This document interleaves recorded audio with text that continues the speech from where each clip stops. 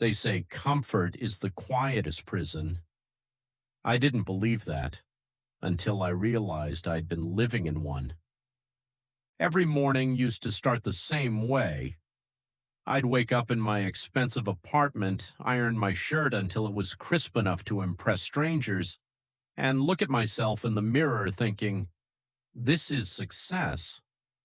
A suit, a tie, a paycheck that made my parents proud, a life that looked perfect, except to the man living it. I was a banker. I spent 10 years learning how to chase numbers that never stopped running. I smiled at people I didn't like, attended meetings that drained the life out of me, and learned to hide my exhaustion behind coffee and fake enthusiasm. Everyone thought I was doing great, but every night I'd get home, loosen my tie, and stare at the ceiling, wondering why great felt so heavy. The truth is, success can be lonely when it doesn't belong to your soul. I remember one Friday afternoon like it was yesterday. I was sitting in my glass office scrolling through endless spreadsheets when my coworker walked in with two words that should have sounded exciting but didn't. Big promotion. He said it like it was a golden ticket, but all I felt was a quiet panic building in my chest. More money, more hours, more pretending. That evening, while everyone was celebrating in the bar downstairs, I sat alone in my car watching the city lights blur through the windshield. My hands were shaking, not from fear, but from realization I wasn't living. I was just maintaining an image of a man who looked alive. The next morning, I did something small but strange. Instead of rushing to work, I walked through the streets with no destination, and that's when I smelled it, the aroma of something real. It was coming from a small food truck parked by the corner. A man was flipping breakfast sandwiches on a hot grill, humming to himself like he didn't have a care in the world. I watched him for a while. He laughed with his customers, remembered their names, gave them extra napkins like he actually cared if they made a mess.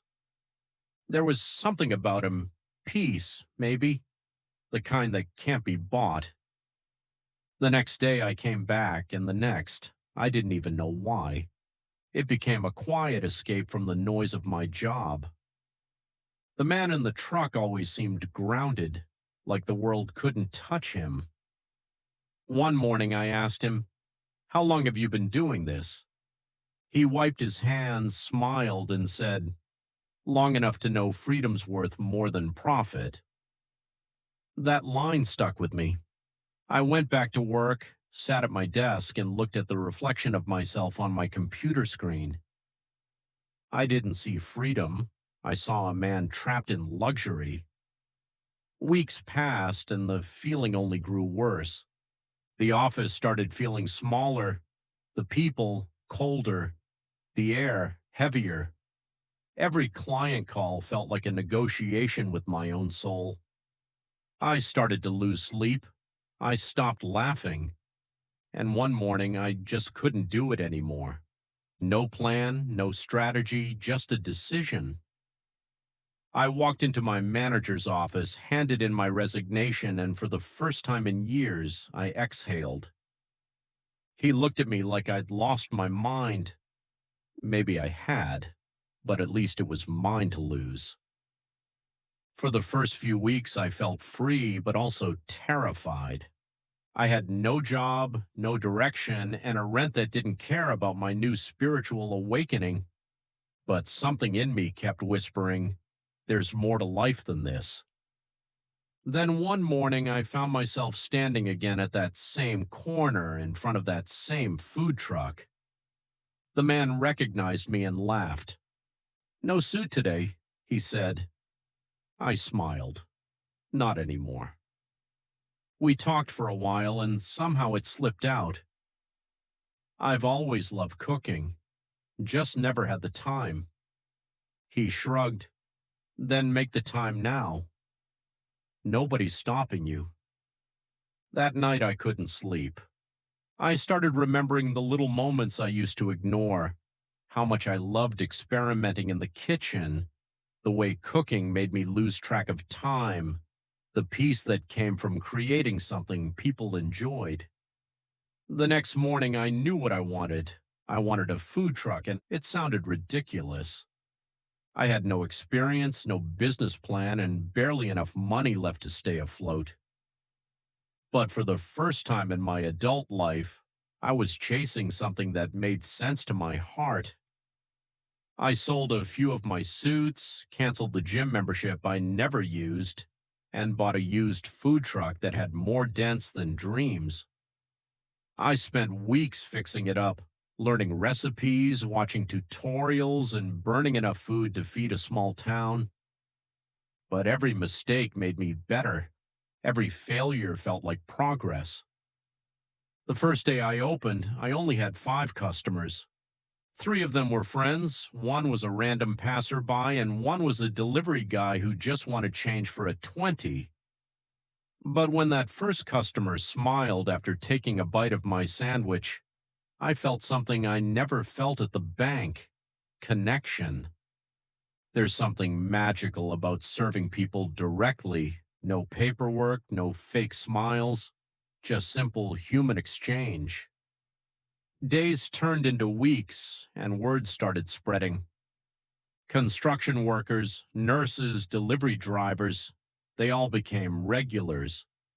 They'd share their stories while waiting for food, and I'd listen.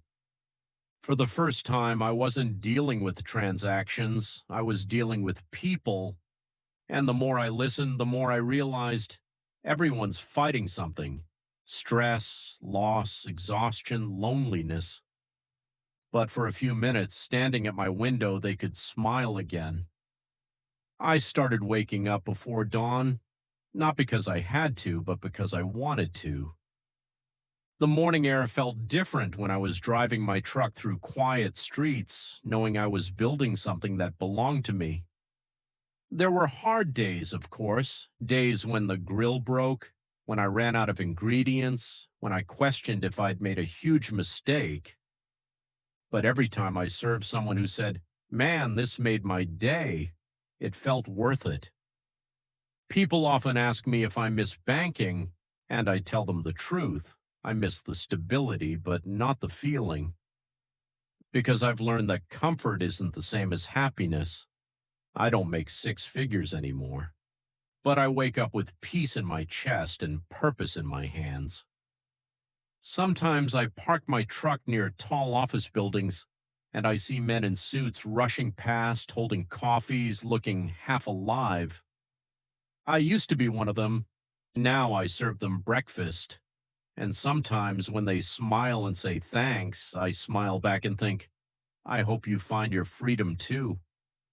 One of them once asked me, "You used to work in banking, right? Don't you miss the money?" I looked at him and said, "Not as much as I missed myself." He laughed, thinking it was a joke, but it wasn't. Because the truth is, life isn't meant to be lived for appearances, it's meant to be felt. And sometimes it takes losing everything comfortable to find something real. Now, every night when I close up the truck, wipe down the counter, and count my small earnings, I feel rich. Not in the way banks measure wealth, but in the way life does. Rich in time, rich in peace, rich in meaning. Sometimes I think about that version of me sitting in a shiny office, pretending to have it all. If I could talk to him now, I'd tell him this: you don't have to stay where your soul feels small just because it pays well. You don't have to prove your worth by suffering in silence. Happiness isn't a promotion, it's alignment. I quit my banking job to drive a food truck, and maybe the world thinks I downgraded. But when I wake up before sunrise and feel the warmth of the griddle, smell the butter hit the pan, and see people smile because of what I made, I know I upgraded my life, because peace isn't found in the corner office. It's found in the quiet corners of your heart, if you're brave enough to listen.